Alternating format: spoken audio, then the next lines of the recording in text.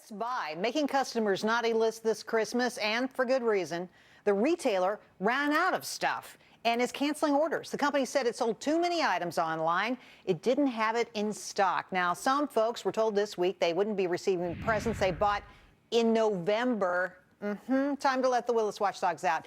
Business strategist and New York Times bestselling author Carol Roth, Brooke Goldstein, director of the Lawfare Project, and George Jarkesy, chairman of the National Eagles and Angels Association. Brooke, let me start with you. I have to think this is the last thing in the world a retailer wants to have happen at Christmas time. I know, it's like their best dream and worst nightmare at the same time, to have such an overwhelming demand and not to have the supply to keep up with it. I'm just surprised a company of this size hasn't implemented better technology so that when they're out of stock, it warns you before you click the buy sign. Well, gee, that would be really logical now, wouldn't it? Carol, what do you say? I know you pay attention to stuff like this and you advise small businesses. You would think a company as big as Best Buy would have figured this out. Right. I mean, I think, Jerry, that this company needs to change its name to Hot Mess because they cannot compete with Amazon on price. They can't compete with Apple from a retail standpoint. The one place they had an opportunity to compete was on a customer service basis, and now they're the Grinch that stole Christmas. They should be out there solving this problem because there's nothing that's going to blow up their customer loyalty than not delivering customers presents for Christmas. They could be going out to other competitors and purchasing them at retail. Yes, it would be a short-term loss, but the long-term gain that they would get from those customers' value would far outweigh this, and I think this is the final nail in Best Buy's coffin. Wow, that's a pretty dramatic statement. Well, you know, I don't know if you saw the ads they had out this holiday season. They had ads out, television ads saying that they're better than Santa, more reliable than Santa. George, what do you make of this? I think it's a nightmare for them. Long term, this is going to cost them a lot of brand loyalty. A lot of customers are going to consider this, and when they need it and they think it is important that it gets there on time, they're definitely not going to go there. And from a customer service standpoint, people are going to always discount whether they'll show up or not. Well, Best Buy's not the only company having trouble delivering this Christmas. Apparently, delivery guys are having a hard time. Take a look at this. First, a FedEx guy was caught on camera this week throwing a customer's computer monitor over a railing in Southern California. Look at that. This video has gotten nearly 7 million hits on YouTube. Makes you feel good, doesn't it?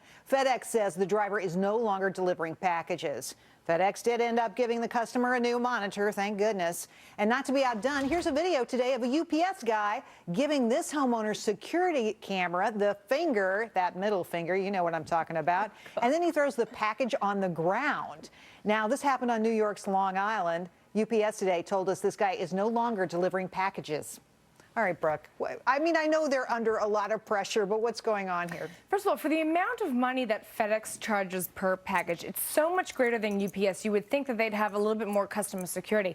But let this UPS video serve as a lesson and a warning for how the government, handles your packages. And I think this administration wants to put our health care in government employees' hands.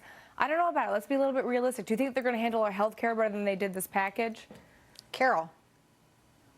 Well, I don't think that this is what the customer had in mind when they heard special delivery, but I think that this isn't even the time to make jokes. What came across in this video to me, Jerry, was that this was an employee who didn't care about their job. And when you have so many people who are fighting to have jobs, to maintain their jobs, and there's so much uncertainty, the fact that somebody would treat their own job and their customers with such disdain is both frustrating and heartbreaking to me. And George, what do you say? Well, I think this is a telltale of where we're at in the times, because you live in a fishbowl, whether you're at work, whether you're at home, through the internet, text message, and we have cameras everywhere. And so I don't care if you're 10 years old, 60 years old, 70 years old, on the job, at a restaurant. We are all in a fishbowl, and we're all being held accountable for our actions, even when we might be frustrated at work. And I think it's a good tool for UPS and FedEx to make their services better. Well, I know I'm on camera at work all the time. That's for darn sure. And a little correction, Brooke. I know these guys at UPS look like they're federal employees the way they act, but they're not. It's a private company. Oh. All right, even with all the shopping going on, a new report today said customers are maxed out. Consumer spending barely grew in November. That's according to the Commerce Department. Wages also grew at a very anemic rate, just 0.1%. Now, this all probably means even lower economic growth than expected. Carol, what's your reaction to this? I thought we had good economic news. Now it doesn't look so good.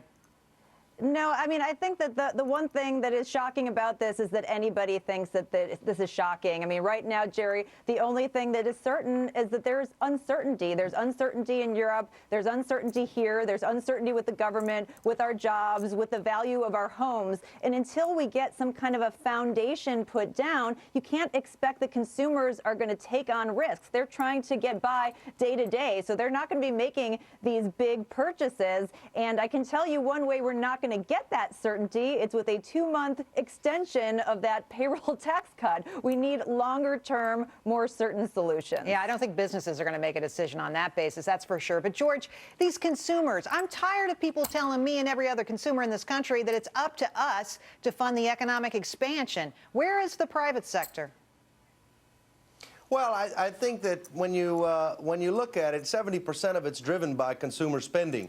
And so you've got not only consumer spending on hold and holding things tight, you've got business spending held back. And they can't plan. When you've got a government that hasn't passed a budget in 3 years, it's very difficult for a small business to plan their budgets next year, not knowing where they're at on taxes, not knowing what new added regulations going to be added to them. So you've got small businessmen on hold, not spending and not growing their business and not investing in their business. I got to tell you, if it doesn't get better, we're going to get another rating downgrade. Brooke, what do you say?